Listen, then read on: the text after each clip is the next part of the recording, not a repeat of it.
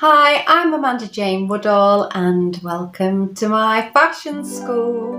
The mid-90s saw a new wave of model who were seen as an antidote to the supermodel, and this was in part due to the rising prices of luxury fashion fabrics and embroideries, which sent designers down the streetwear route and meant that they created anti-fashion, which needed an edgier look to sell it. And so this new generation were known as the super waifs. As inspired by the success of Kate Moss, agencies discovered new girls who were wispy, small-boned, flat-chested and girlish looking. And they are back in fashion, and we're going to look at their rise to fame and why these 90s models refuse to be overtaken. At 16 years old, Shalom Harlow was scouted at the Cure concert in Toronto by an agency, and being an intelligent girl, she wondered whether this was just a cheesy pickup line from an older guy. Shalom had been raised in Oshawa by her hippie parents and had been taught to enjoy the simple things in life, such as camping, spending time with family and friends, and music. And so she'd never even read a fashion magazine, and she had no ambitions to be a model. She quickly became a firm favourite of local photographers because she had an elegance that made her stand out, and she also was quite edgy, which gave her the look to sport the grungy styles of the early 90s. Shalom attended a runway course to get some experience, and she was quickly seen as the new look for couture fashion due to her square face, her big doe eyes and sumptuous features, and her very thin and long, elegant frame. She quickly began securing modelling work and was flown to Quebec to feature in Elle and Flair magazines, and her parents were very concerned about her working in the industry, but because of her success, she cut her studies in half and made enough money so that she could spend her first year modelling in Paris. As a teenager, she had already caught the eye of Karl Lagerfeld and Valentino, and she walked the Valentino couture show in 1993, wearing a soft pink fitted bustier that didn't fit very well on her boyish figure. She pioneered as one of the first waif models, and now perfection was seen as boring. That year, Shalom walked for 18 of the Paris couture shows, and this included Christian Dior, Isaac Mizrahi and Chanel by 1995. She was also a very popular editorial model, featuring for Italian, French, English and German Vogue. She had a reputation for being a daring model without inhibitions, and she famously walked with a hip-swaying walk that is still credited by Anna Wintour as being one of the best on the runway. And her contribution to fashion and the runway was noticed in 1995 when she won VH1 Model of the Year. By the late 90s, Shalom was recognised as being in the top 20 highest paid models, but she recognised that the industry was not reality, so she tried to stay grounded by reading and writing poetry, listening to music, playing guitar, and studying Chinese philosophy. For spring-summer 1999, Shalom became part of one of the most memorable performance pieces directed and designed by Alexander McQueen, and it saw Shalom being placed on a rotating platform and her dress being sprayed by robotic painting arms. And Shalom claims that she wasn't fully aware of McQueen's intentions for the piece. She just got onto the platform and her emotional response was just a reaction to this kind of surreal moment in history. And after this, she sauntered down the runway in her fluffy, freshly graffitied dress, not knowing that her and Alexander McQueen had created a mixture of fine art and new technology and fashion that would rarely be seen again. Discovered by the Tulsa modeling agency at just 15, Amber Valletta became one of the new wave models that came after the Big Six. Amber was an imaginative young girl and she had a talent for creative writing. Although she never even thought about the fashion industry or becoming a model, her mum paid for her to attend a small Oklahoma agency that had runway classes because everybody was always telling her mum that Amber should be a model.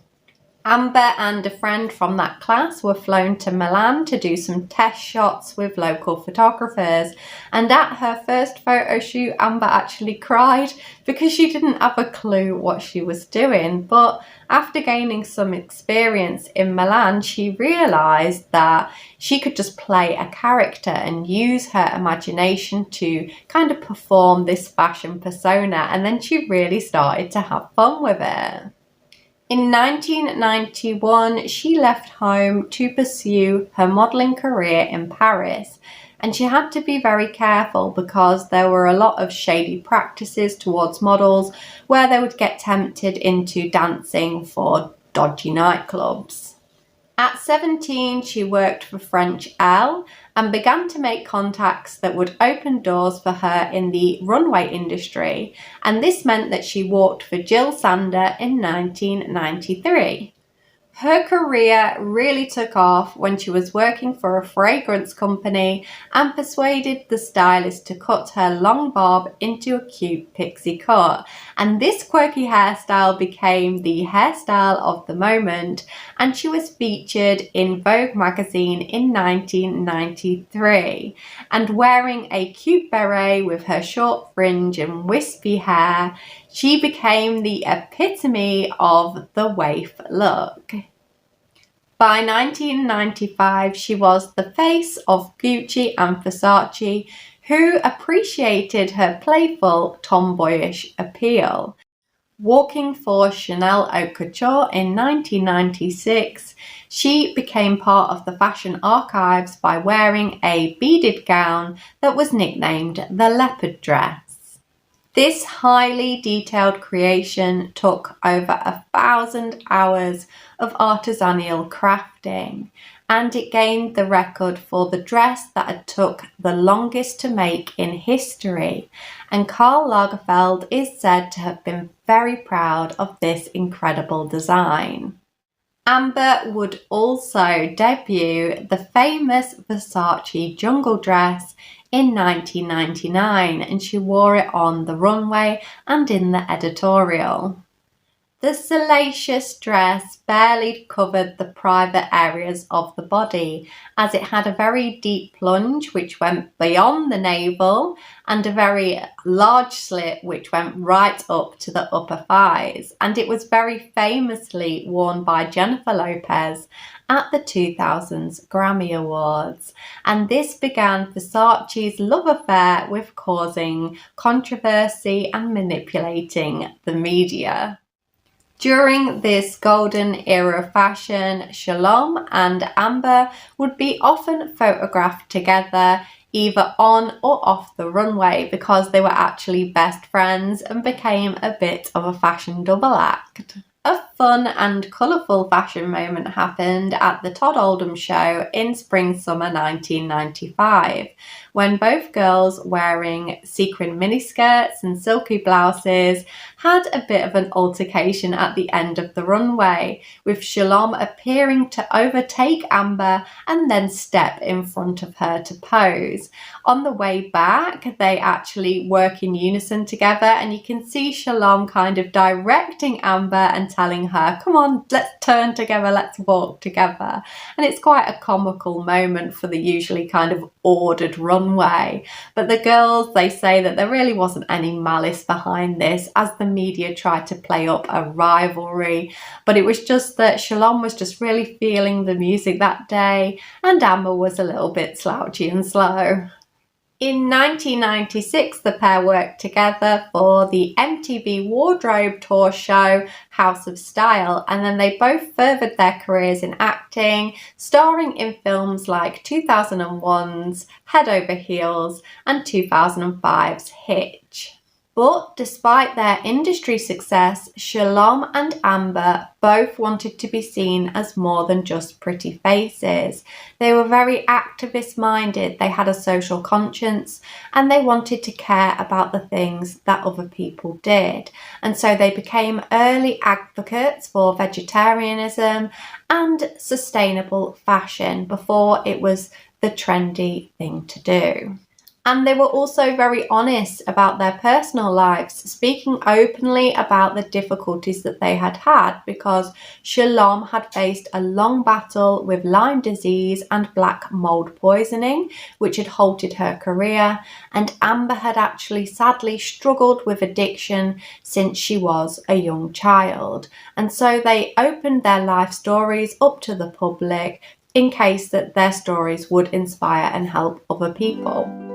A revival of 90s nostalgia has seen both of these models return to the modern runway. And it's funny because they are now considered to be every inch the supermodels that they never wanted to be.